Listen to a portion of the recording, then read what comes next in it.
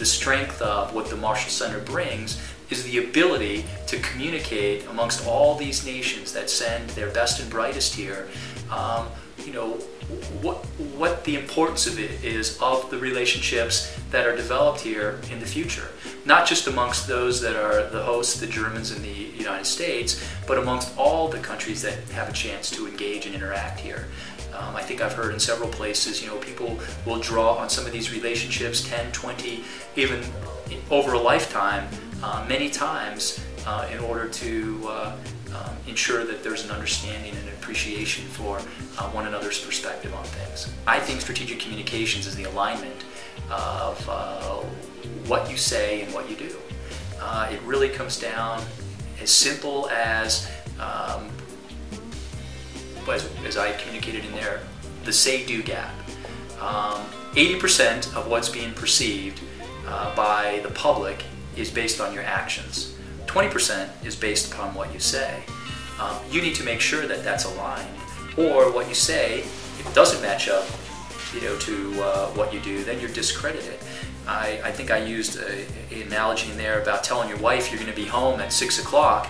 If you show up at 7 o'clock, then she's hesitant to believe you the next time because you said you're going to come home at 6 and you didn't come home until 7. Well, I think it's important to align that, you know, your intent and your messaging and then your actions have to be in synchronization with one another. In every generation, we grapple with things that are done in a different way than they were before. The only constant in life is change. And if we don't understand that and appreciate that, then we're not going to advance ourselves as a society worldwide, not just singular. And I believe that that quote captures, from a communications perspective today, the speed and the importance of communication.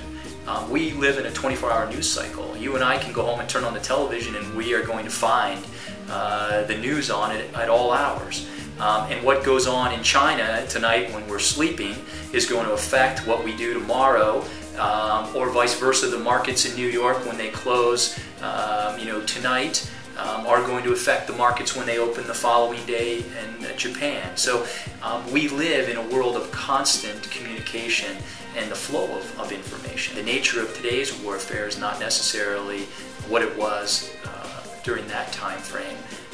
Today, the wars that we find ourselves in as a nation involved in are ones where we are hoping to make a difference for the people in that region.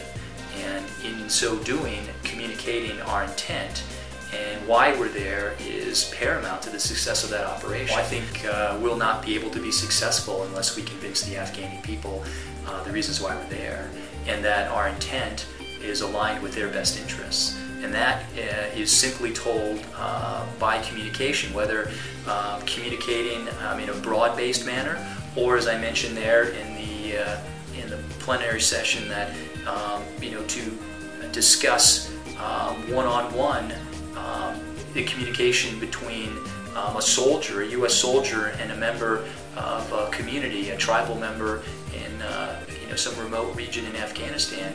That's communication, strategic communication taking place, because that soldier may be the only American or coalition force member that that tribal person ever interacts with. And that will be a big part of the impression and the perception that individual has to tell others in that community. You have to ensure that the atmospherics in which you're operating are constructed in the right way, that people understand and appreciate why our coalition forces are operating where they are around the globe. You know, let's take the anti-piracy operations as a perfect example. It's an initiative that there isn't one nation, civilized nation in this world, that has not embraced the intent of the coalition's efforts there. Why? Because piracy is anathema to crime. I mean, it is not something that any civilized nation state can embrace. Therefore, we've come together around a common purpose to defeat pirates. And you know, being able to communicate that is as simple as ensuring that the atmospherics are recognized, and then before we initiate any kinetic, people in the region, people across the globe understand what the intent is of the task force in engaging the pirates and stopping what